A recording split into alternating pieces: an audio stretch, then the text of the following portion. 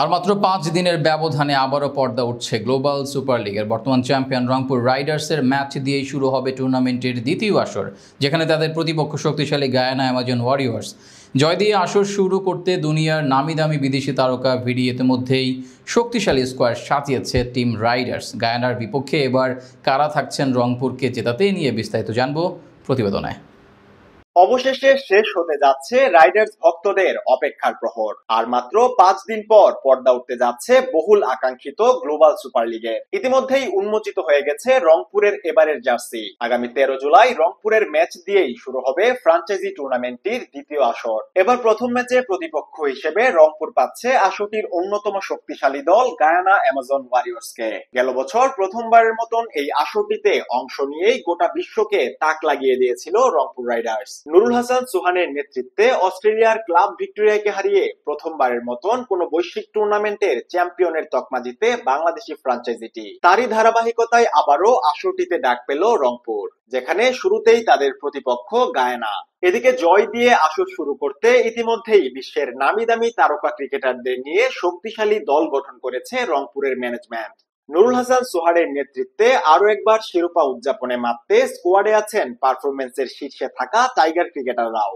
সবকিছু ঠিকঠাক থাকলে গায়ানার বিপক্ষে এবার রংপুরের ওপেনিং এ দেখা যাবে সাম্প্রতিক সময়ে সেরা ছন্দে থাকা দেশসেরা দুই ব্যাটারকে, যেখানে রংপুরের অন্যতম ভরসা হবেন সৌম্য সরকার। গেল আসরে ব্যাট হাতে রীতিমতো ঝড় তুলে টুর্নামেন্টের সর্বোচ্চ রান সংগ্রাহকের তকমা জিতেছিলেন তিনি। তাছাড়া ফাইনালের ম্যাচ সেরা থেকে টুর্নামেন্ট সেরা খেলোয়াড়ের পুরস্কার উঠেছিল তার হাতে। তাই আগের বারের মতো এবারও রংপুরের প্রথম পছন্দ হবেন তিনি। তার সাথে ওপেনিং জুটিতে দেখা যেতে পারে সবশেষ বিপিএল এর সর্বোচ্চ রান সংগ্রাহক নাইম শেখকে। চলতি বছর ডিপিএল এও তৃতীয় সর্বোচ্চ 618 রান করেছেন ঘরোয়া ক্রিকেটের এই সফল ব্যাটার। এছাড়া ওয়ান ডাউনে এবারও দলটির ভরসার জায়গায় থাকবেন গেল আসরে দুর্দান্ত ব্যাটিং দেখানো সাইফ হাসান। অন্যদিকে মিডল অর্ডারের মূল স্তম্ভ হবেন Caribbean power hitter Kyle Mayers. Bangladesh premier লিগের সবশেষ দুই আসরে ফরচুন বরিশালের হয়ে বোলিং ব্যাটিং দুই বিভাগেই অলরাউন্ড পারফর্ম করেছেন তিনি। তাই গায়ানার বিপক্ষে মায়ার্সই হতে পারেন দলটির অন্যতম ট্রাম্প কার্ড।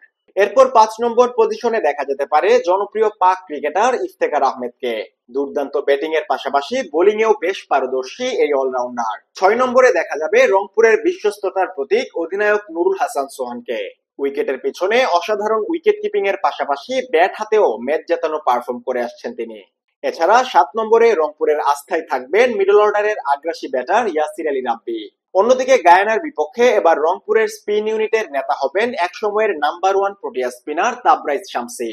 সংক্ষিপ্ত ফরম্যাটে এই স্পিনারের নামের পাশে আছে 328 উইকেটের কৃতিত্ব। গায়ানার স্পিন বান্ধব উইকেটে দলটির সবচেয়ে বড় আস্থা হবেন এই বাহাতি। তার সাথে স্পিনের যুগলবন্দি করতে দেখা যাবে রাকিবুল ইসলামকে।